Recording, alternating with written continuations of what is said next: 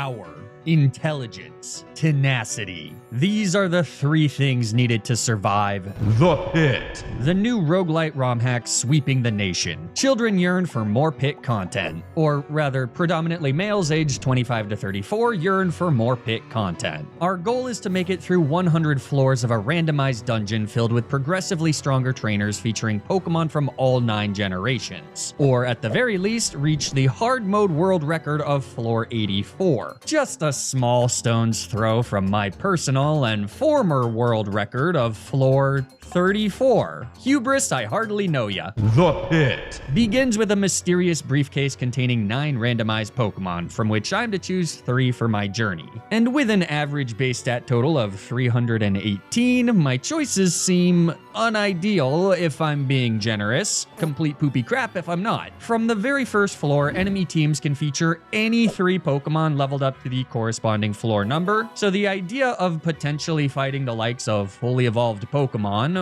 or even legendaries and mythicals with the equivalent of preschoolers, is unnerving to say the least. I reluctantly decide to take Fennekin, Gligar, and Togepi. Togepi grants me the ever so useful fairy typing, and will be able to evolve via friendship sooner rather than later. Gligar is the only option with even reasonable stats, in addition to sporting dual immunities and also having a non-level based evolution method. And then Fennekin, while not particularly powerful, happens to have the ability Magician, a rather niche ability that allows him to steal an enemy's held item when attacking. This is incredible in The Pit since nearly every opposing Pokemon is holding a randomized item. So anytime that our foe has an item of particular interest, which along with everything else about enemy teams I can check via the intentionally included debug menu, I can just take it for myself so long as Fennekin isn't already holding an item of his own. Obtaining and managing items is one of the most important aspects of gameplay in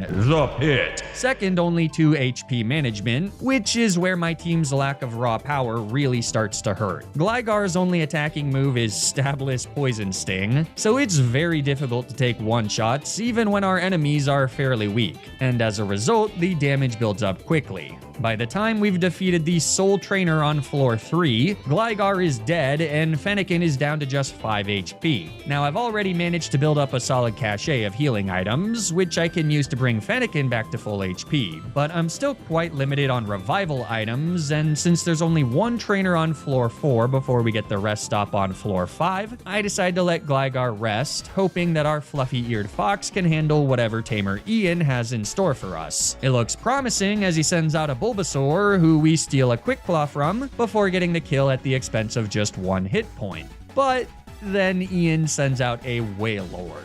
Frankly, I would not say that's ideal. Great insight, Chief. In order to beat this Wailord, I gotta switch and hope to clutch things up with Sweet Kiss, but Big P is the exact opposite of locked in, as we miss 2 Sweet Kisses in a row, letting Wailord bring our baby down to just 1 HP before we finally connect. Hopefully that was all worth it to get a few confusions as Fennekin comes back in, but it's not. Wailord hits through confusion on the switch and then snaps out of confusion on the following turn, so that was literally a complete waste of time and effort. All I can do now is a bit of damage with Fennekin until he falls, and I'm forced to bring Big P back out for a true David and Goliath story. A potion brings him back to nearly full HP before I make the mistake of spending another turn going for Sweet Kiss, which once again does nothing as Wailord hits through confusion and then snaps out. Fortunately, somewhere over the last few turns, Big P decided to get his shit together, because with a few pounds, he takes down the fish, saving our run from utter ruin.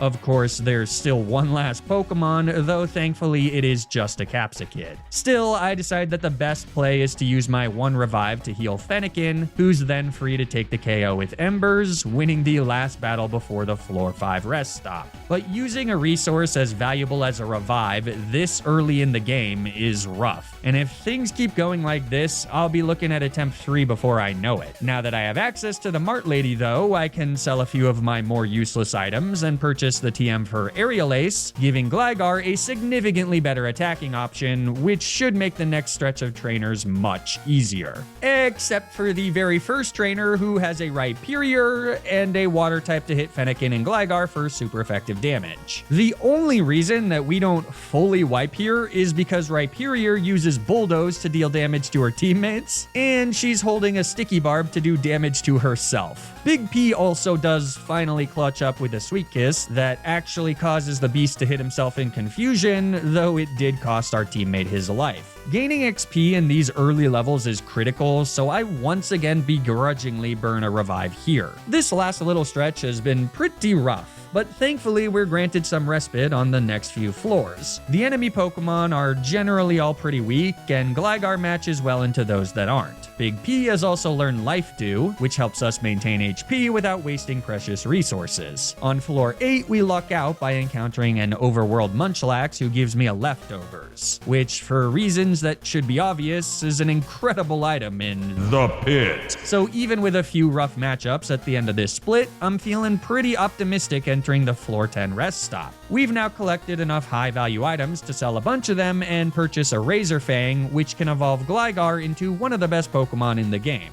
Gliscor. If you've ever seen me use a Gliscor in a Nuzlocke, you'll know that it's a rare Pokemon that somehow manages to be bulky, speedy, and powerful all at the same time. So suddenly, I have a Pokemon that can single-handedly sweep entire teams all by himself. But double battles are still a bit tricky, even when we're faced off against relatively weak Pokemon. Fennekin and Big P just aren't cutting it, and in order to level them up, I need to keep them alive, which requires using our limited healing supply. So on floor 12, I decide it's time for a change. Not only do I officially give nicknames to all 3 of my teammates, I also bite the bullet and max out Big P's friendship by taking a nice long stroll. After Greg the Gliscor slices through Pokefan Dana's 3 Pokemon like some perfectly cooked fish fillets, including, by the way, a Mega Houndoom, who thankfully only has Thunderfang as an attacking move, both Dog and Big P grow to level 16 and evolve into their middle-staged forms. The very next fight is a double battle against guitarist Smith, who leads with double water types, easily our team's biggest weakness. But Smith's Krabby is holding a Leftovers, so I have Dog steal it with Magician before Mantine takes him out with a Water Pulse. This lets me bring in Big P, and here you can start to see the burgeoning of a very powerful core. Greg acts as the muscle, and Big P acts as the support via Life Dew, keeping my side of the field happy and healthy. There's not a whole lot that can break through this, especially with double Leftovers support. But what if I told you that we're still only scratching the surface of our potential? As part of the reward for clearing floor 14, I get a Toxic Orb, an item that, when held, badly poisons the holder. While you'd normally want to avoid getting poisoned, especially in The Pit. Greg has the ability Toxic Heal, meaning that he actually gains HP when poisoned.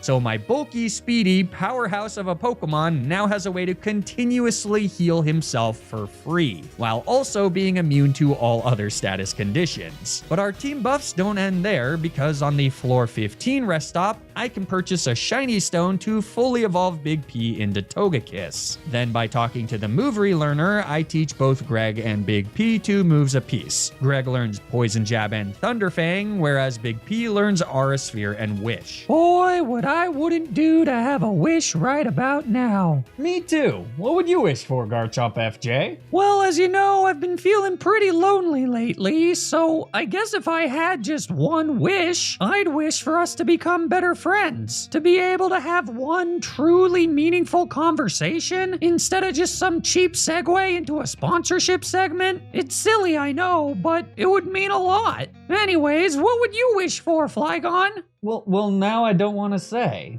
Was your wish gonna be for the latest model of Raycon's everyday earbuds featuring active noise cancellation, a 32-hour battery life, and multi-point connectivity?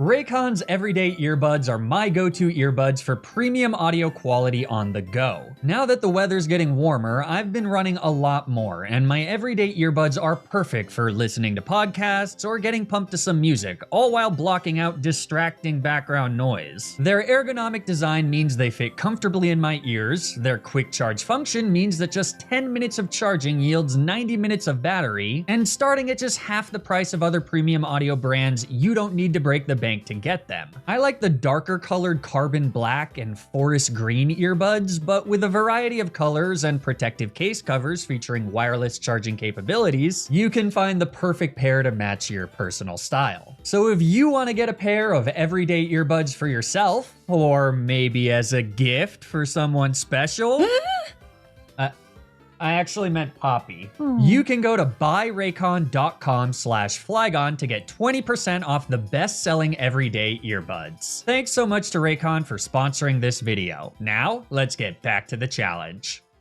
Just a few floors ago, my team was floundering, and it wasn't clear whether we'd even make it to my old personal record. But now we've got fantastic coverage and a myriad of healing options. We were officially on our way to a legendary run. Even powerful matchups like Zygarde and Pheasantipity could barely make a dent. And with that floor 16 victory, Greg gets to level 22 where he learns acrobatics, nearly doubling his already massive damage output potential. Greg's single-handedly sweeping through more teams than I can count. Even Pokemon that seem like unfavorable matchups are no problem thanks to Toxic Heal. It's impossible to overstate how great this ability truly is. I'm saving so many resources by just naturally gaining back any chip damage that Greg takes. It's not long until I've made it to floor 20 where another upgrade awaits. Here I buy a flying gem for the extremely undervalued price of just $2,000. In The Pit. Gems, like all other consumables, other than berries, are reusable. This means that Greg now has a once per battle nuclear-powered acrobatics. Of course, there is a tiny kink in the otherwise highly efficient machine that is Greg the Glysaur, and that's that after every rest stop, I need to re-poison him with a toxic orb, meaning that in the first battle of every 5-floor split, Greg has nerfed acrobatics. I also need to actually remember to switch his items after that first battle, which is easy to forget if you're a dummy.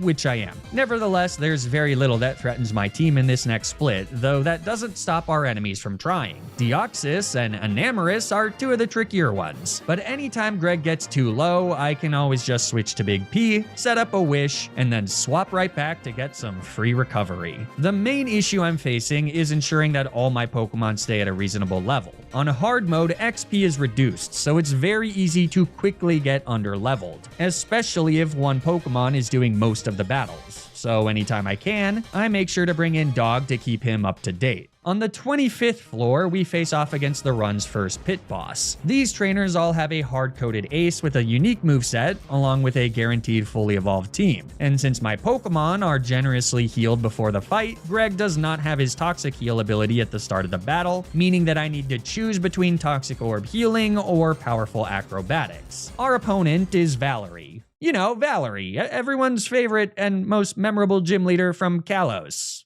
She specializes in fairy types, but her first Pokemon is Bellibolt, who basically can't do anything to Greg, granting a fairly free kill while also wasting Valerie's 2 full restores. That brings in Sinistcha second, so Greg rips his conserved Flying Gem boosted acrobatics for the one-shot, bringing in Mawile third, who is absolutely going to Mega Evolve. His moveset is also terrifying, but at the very least he doesn't have Sucker Punch, so we don't have to worry about priority. Still, the best we can do is just hit him with a soft Thunder Fang before an Iron Head eviscerates my bulkiest teammate. This is not good. I bring in Dog, but his strongest move is Ember, which does bring Mawile down to 50% before Knockoff gets another one-shot. Our Rocky Helmet does do another bit of chip though, so I have an out here. By sending in Big P, I can use a Revival Herb on Dog as Mawile nets another Oko with Iron Head. But then Dog's free to come back in, and with one last Ember, he takes the kill to win us the battle. With the pit boss defeated, we get access to a 4th teammate, and some of our choices are really solid. Currently, my team has 2 glaring weaknesses to water and ice-type attacks. None of these choices really help to plug both of those holes, though. Shiinotic would give me a solid grass type to better deal with water types, but her fairy typing overlaps with Big P, and generally, she's too slow for this game's optimal playstyle. Speed is also an issue with Wishiwashi, Runerigus, and Reuniclus. Cryogonal is way too frail scale physically to be particularly reliable. Rufflet evolves at like level 80, and Thivel has a really weird mustache, so that leaves Hisuian Sneasel, who grants me 2 unique typings, including the fighting type to better deal with ice types. Plus, by purchasing a Razor Claw at the floor 25 rest stop, he can immediately evolve into Sneasler. So with that, our descent into the pit continues. And though enemy teams now have 4 Pokemon, there isn't much of a difference in my strategy. Greg is just too good.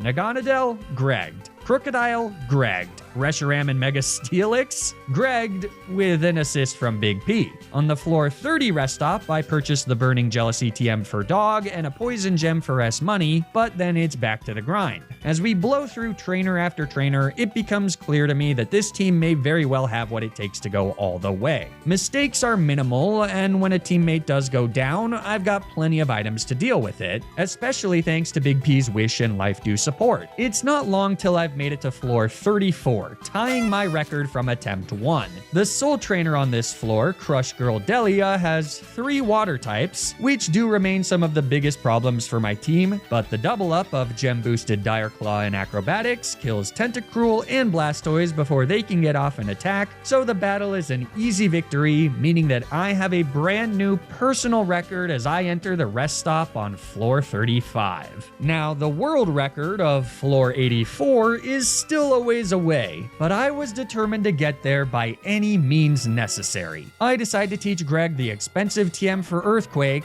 and then we're off to brand new territory. As we clear floor after floor, my morale grows. Greg is simply too good, and Big P is the ultimate support Pokemon, even letting Greg rip Earthquakes in double battles for dual kills. It feels like there's nothing they can't do. On floor 38, Dog evolves into Delphox, though the low XP in hard mode is really taking its toll on him, and once a Pokemon gets underleveled, it's tough to fix that. By the time we've made it to the floor 40 rest stop, Dog's now 4 levels lower than S Money and a full 8 levels lower than Greg. The next few floors go off without any major crises. Even Team Rocket Clark, with his Stakataka, Palkia, Darkrai, and Coughing, is no match for Greg's relentless bulk and power. Omega Glalie on floor 48 threatens to KO Greg for the first time since the pit boss, but now that he knows Swords Dance, a +2 acrobatics is enough for a clean KO. Moments later, we've made it to the second pit boss on floor 50.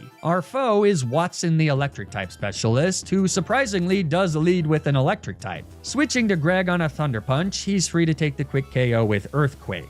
Ponchcrow is second and falls to Big P's Dazzling Gleam. Copperaja's third, so Dog eats a nasty Iron Head, retaliating with a Mystical Fire for solid damage, and then baiting our foe into using Dig, granting a safe switch to Greg, who takes the KO with an Earthquake. Last is, unsurprisingly, Watson's Ace Manectric, who Mega Evolves and gets off an Intimidate, so after getting hit by a Flamethrower, our Earthquake doesn't get the KO. I try to be cheeky and switch to Dog so that he can gain some XP in this fight, anticipating that Greg can come back in on a Thunderbolt, but since Manectric opts for a Signal Beam instead, another Flamethrower now gets the KO, meaning that S Money comes in to tank a Thunderbolt, and finally get the KO with a Dire Claw. A little clunky, but that's the second pit boss defeated, meaning that it's time for a new encounter. My choices are Wugtrio, Spinda, Stonejourner, Rotom Fan, Bronzor, Seadra, Talo, Electric, and a substitute? Okay, turns out that that's a Cherum, probably has something to do with flower gift forms, but the choice here is clear. I go with Seadra, who after evolving into Kingdra with a Dragon Scale, grants my team a quad water resistance. Unfortunately, Queendra doesn't have an easy way to quickly take out water types, but the resistance alone goes a long way. Now that enemy trainers have 5 Pokemon apiece, each fight has a very good chance of having at least one problematic Pokemon, and even seemingly weak Pokemon are starting to threaten with serious potential damage at these higher levels. For example, this adorable Wooper knows Muddy Water and Earthquake, which is pretty scary, especially when you factor in enemy EVs. See, in The Pit. opposing Pokemon scale their effort values with the player. The more EVs the player has, the more EVs the enemy trainers have. And now that many of my Pokemon are sitting at or near the upper limit, the foes we're facing are similarly buffed. This means that every Pokemon is a little stronger, a little faster, and a little bulkier than you might expect. making it all the more likely for my teammates to miss out on KOs and take damage as a result. By the time I've made it to the rest stop on floor 55, I've had to burn through a decent amount of healing items. And now all of my Pokemon, except for Greg, are underleveled. This is where hard mode begins to become truly relentless. And though we continue to successfully delve deeper and deeper into The Pit. it's no longer the breeze that it once was. Time and time again, I'm missing out on critical KOs and getting punished. On floor 62, I make an egregious miscalculation as I try to set up against a Porygon 2 who rips a Hyper Beam, which causes a rare Greg knockout. The result is that the rest of my team needs to pick up the slack, and though they do, it's not without sacrifice. S Money is able to set up with Home Claws before Porygon 2 switches out into Duskull, who we do manage to KO. He also one-shots Zacian with a super effective Dire Claw, but the dogs replaced his sword for a Sticky Barb, which kills S Money in return. We take out Shuckle with Queendra, though not before she manages to use Power Trick and rip a nasty Stone Edge. Thank God she was burned. Finally, Queendra's able to barely survive a nasty explosion from Voltorb, and then finish off Porygon 2 with a Scald to win the battle, but in the end, we need to burn 2 Revival Herbs on Greg and S Money. And that fight's nothing compared to the next one on floor 63, a double battle against Ninja Boy Ethan, who leads with Slowbro and Malamar. I try to target down Malamar with a double up, but it barely does 50%, and then Malamar and Slowbro double up on Queendra for an instant KO. I bring in Big P to safely rip an Earthquake for minimal damage before Big P gets the KO on the boosted Malamar with a Dazzling Gleam. Unfortunately, Slowbro lives to hit another Psychic before Tauros comes in and gets off an Intimidate. Without a normal resistance or immunity, this thing's a pretty big problem. I decide to switch Greg into Dog as Slowbro's Quick Claw activates, letting him fire off a Psychic before Tauros's Double Edge KOs Big P. So Greg comes back in. On Tauros's recharge turn, I have Dog hit him with a Will-O-Wisp and use Knockoff to take out Slowbro. But that brings in Goodra, and with Muddy Water, this is looking very bad. Dog is locked into Will-O-Wisp thanks to his held choice scarf, so I use his turn to max revive Queendra and then use Knockoff for a bit of chip into Goodra and to remove her choice specs. Then I use a Moo Moo Milk to fully heal Greg, which lets me survive a double up while going for a Swords Dance. Another Moo Moo Milk again brings Greg back to full HP, Thrash kills Dog, and then an Earthquake thankfully takes out Goodra. Ethan's last Pokemon is a Steelix, so by protecting with Queendra, Greg's free to rip another Earthquake, which kills Tauros and puts Steelix in range for one last knockoff to take the KO and win the battle. Crisis averted, but we've still got one more floor to go before a rest stop, and floor 64 has 4 trainers, meaning I have no choice but to revive all 3 of my Pokemon. Sadly, the very first trainer, Burglar Wesley, leads with 2 more water types, and since one of them is the dragon type Tatsugiri, Queendra is not the check I was hoping she'd be. I switch Greg into Big P, but with a 6th level advantage, Hydro Pump still does huge damage, and then Tatsugiri outspeeds to KO Queendra. My only choice is to bring in S Money, but since he's at an even lower level, our Dire Claw doesn't KO Tatsugiri, and then he falls to a double up of Hydro Pump and Dragon Pulse. With Tatsugiri's Citrus Berry, Big P's Dazzling Gleam doesn't get the KO either, so this is a disaster. I bring in Dog, who can KO Tatsugiri with a Psyshock. Golduck then misses a Hydro Pump, so both Pokemon are alive as Big P hits another Dazzling Gleam, and Snorunt comes in third. Psyshock, again we're choice locked here, kills Golduck, and Air Slash does solid damage to Snorunt, but then he rips a Blizzard for big damage into Big P and a freeze into Dog. Croconaw time. Dog stays frozen solid as Big P air slashes Snorunt for the KO, and Croconaw rips an Aqua Tail to kill our third teammate. That means that Leafeon comes in last for Wesley, and I can bring in Greg. Leafeon outspeeds and sets up a Swords Dance. Our Earthquake does depressingly little damage to both Pokemon, and then our Air Slash doesn't even KO Croconaw, letting him rip a nasty Aqua Tail into Greg. The best I can do is to use a Hyper Potion so that Greg survives a +2 Leaf Blade before taking the KO on Croconaw with a Dazzling Gleam. So then one last Hyper Potion ensures that Greg survives again as Big P rips an Air Slash for a very narrow victory. That was absolutely brutal, battle, and we've still got 3 more trainers on this floor. I decide to use my Sacred Ash here to instantly revive my entire team. It's a very valuable resource, but I've got no other choice. Now, thankfully, the remaining 3 trainers are all single battles. The first trainer gets fully swept by Greg. The second has a Mega Swampert and an exploding Ferrothorn, so Queendra puts in some solid work to net us another victory. And then the final trainer has a Bright Powder Leech Seed Celesteela, though Dog's able to take the KO before things get out of control. The rest of Juggler Harvey's team is shockingly weak, so at long last, we've successfully crawled our way to the safety of Floor 65's rest stop. That was a brutal stretch of gameplay, and unfortunately, I'm not expecting things to get any easier as the level differential between my Pokemon and enemy trainers continues to grow. But there's not a whole lot I can do to refine my strategy at this point. Over the last few rest stops, I've been slightly updating my movesets and using mints to make a few of my natures more favorable, and I can again do that here by teaching S-Money the TM for close combat, though that's a pretty huge waste of money given that he'll learn close combat naturally in just 3 levels. Now's not the best time to be making mistakes. Floor 66 and 67 are mostly single battles that are all cleared by Greg. But then on floor 68, we run into a tricky double battle against triathlete Ian. His speedy Iron Boulder is really tough to break through without earthquaking my own teammate, and then after they fall, Walrein comes out. Close combat hits the beefy Walrus hard, but it also transfers her Sticky Barb to S-Money, meaning that she manages to barely survive Greg's knockoff, letting her rip a Blizzard, which with Cursula's Nightshade as a bit of added damage gets the double KO. This level advantage is really hard to overcome, and though we make it through the rest of this battle, I'm starting to feel very bad about our chances of getting to the world record floor 84, much less beating the entire game. But just when I'm at my lowest point, things start to turn around. Nearly every battle ends up being a single battle, and most of them feature some of the weakest Pokemon you could possibly imagine. Trainer after trainer starts lobbing softballs straight down the middle that Greg knocks cleanly out of the park.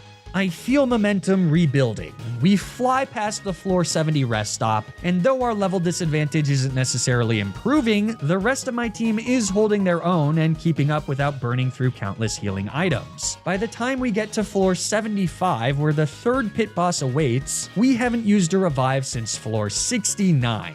Nice! The pit boss is Erica, and our team happens to have some really good answers to grass types. Unfortunately, Erica leads with a Vanillux, which we have a much worse matchup against, especially when Dog gets frozen by an Ice Beam on the switch. So I gotta spend a turn using an Ice Heal, and no, using a Fire type move would not unfreeze me, that's only true for Flare Blitz. As a result, Dog is at really low HP once we finally get the KO. Archeops is second, but with only Thrash and Dragon Claw as attacking moves, I assume Big P is a solid counter. But I am wrong. Thrash hits hard and a Dazzling Gleam isn't enough to trigger Defeatist. But by switching to Queendra on another Thrash, this triggers her Held Rocky Helmet, which does bring him into Defeatist. So even though Archeops hits through Confusion again, a 3rd Thrash doesn't get the KO, letting Queendra fire off a Yawn. It might seem a little weird for me to use Yawn instead of just taking the KO with Scald, but what I wanted to do here was use a few turns to heal up Queendra and Big P so that we can better deal with whatever else Erica has in store. Unfortunately, this ends up being a huge mistake because it lets her heal Archeops with a full restore, which I forgot that pit bosses could do.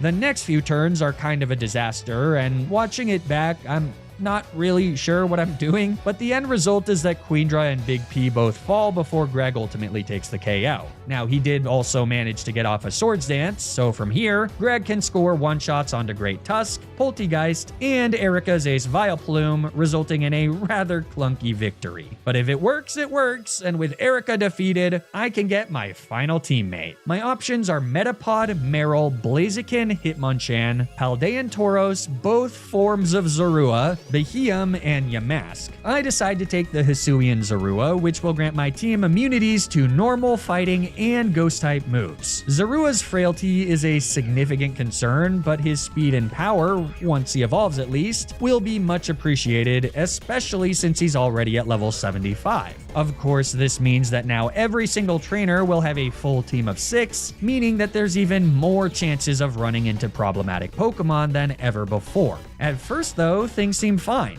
Both trainers on floor 76 are easy single battles. Even the first 2 of the 4 trainers on floor 77 are surprisingly straightforward, though a Genesect does come very close to taking out Greg. It's not until the 3rd trainer, Biker Eli, where things get a little out of hand when a Hisuian Typhlosion rips a devastating critical hit overheat to one-shot Big P from full HP. What the crap?